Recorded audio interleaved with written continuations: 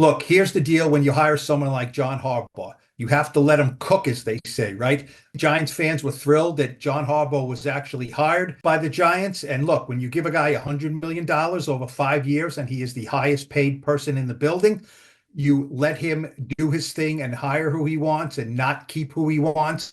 And there were going to be changes. The Giants won 7 games the last 2 years, so changes needed to be made throughout the building, and those are starting. Kevin Abrams has been in the building for 27 years, mostly as the assistant general manager for 20 of those years, maybe a little bit of a lesser role recently. He's basically known as the salary cap guy, mostly. He did most of the contracts for a lot of the most beloved players that Giants fans know, the Justin Tucks, the Brandon Jacobs, and the Eli Mannings, and the Plaxico Burress, and all those guys.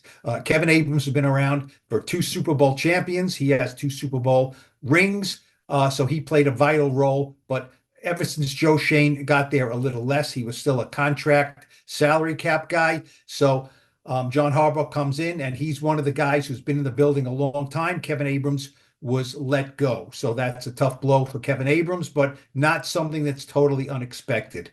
Okay, next, Ronnie Barnes. His title is a big title, Senior Vice President of Medical Services and also the head athletic trainer. Ronnie Barnes has been with the Giants since 1976. John Mara, the co-owner, once said he's as close to an untouchable in the building as anyone.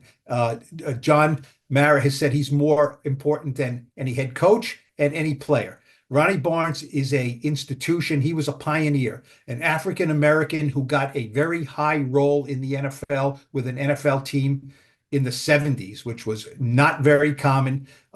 He was at Wellington Mara's deathbed for weeks when Wellington Mara was passing away at the age of 89. The Mara family has been indebted to him forever. Now, look, Ronnie Barnes is 73 years old. He has taken a slight step back in recent years, but he's always been listed still as the head athletic trainer. That will no longer be the case. He will still be in charge and the supervisor of all medical services with the Giants, but John Harbaugh will hire his own head athletic trainer. That's a change. That's a big change from the past, but it's not like they're showing Ronnie Barnes the door, because you don't show someone like Ronnie Barnes the door. He will still be there.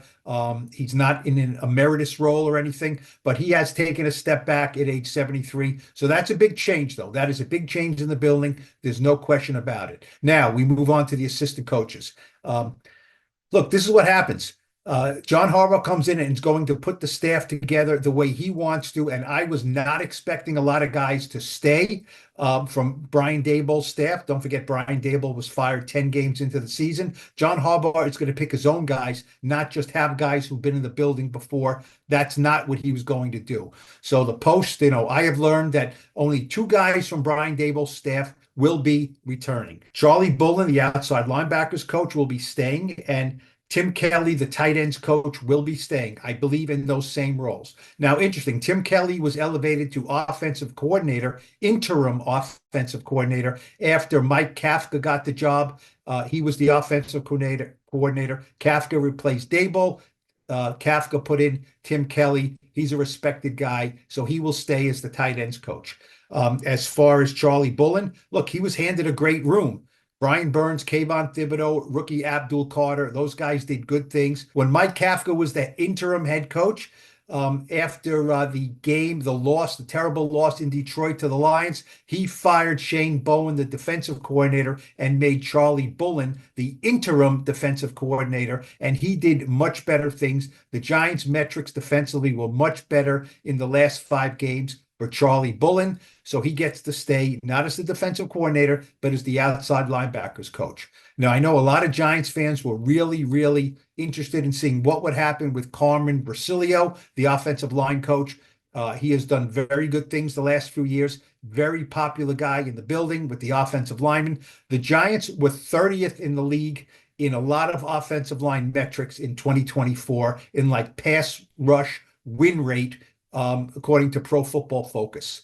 They were very high on that list, according to PFF this year. Pro Football Focus ranked the Giants as the 9th best offensive line in the league in 2025, and that is light years better than they've been for the past decade or so. So Giants fans understandably were like, it's great we have John Harbaugh. and we hope and expect him to keep Carmen Brasilio. That is not happening. He will not be part of this staff. And so if Giants fans want to be in an uproar about that, so be it. But when you hire John Harbaugh, like you said, if you're thrilled with the hire, you have to trust him to build his staff the way he wants to build it, and it will not be with Carmen Brasilio. We'll see who he picks. He had George Warhop with him the last 2 years in Baltimore with the Ravens. He has been with 9 different NFL teams as an offensive line coach. Keep an eye out for him possibly coming to the Giants in that role. Now, the key decisions for John Harbaugh moving forward. Who are his offensive coordinator? Who are his defensive coordinator? For offensive coordinator, I still expect it to be Todd Monken. He was in Baltimore with Harbaugh the last 3 years, did some good things with Lamar Jackson.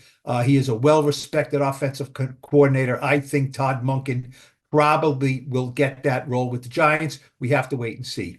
Defensive coordinator, a little more interesting because I don't think it's going to be someone from his Baltimore staff. You have Anthony Weaver, who has been an excellent defensive coordinator. He's most recently with the Dolphins. You have Jim Leonard, who's with the Broncos, former Wisconsin player, former Jets safety. And you have Denard Wilson, who will not be staying with Robert Saleh in Tennessee. Those are 3 names I keep on hearing. Anthony Weaver is still in play for some head coach jobs, so we'll have to see how that shakes out. But once again, John Harbaugh is going to put together the staff the way he wants to. 2 guys from Brian Daboll's staff will be here, but other than that, it will be an all-new staff. I expect more changes. As I mentioned, he's going to bring in a new head trainer. There will be new people throughout the building in various roles.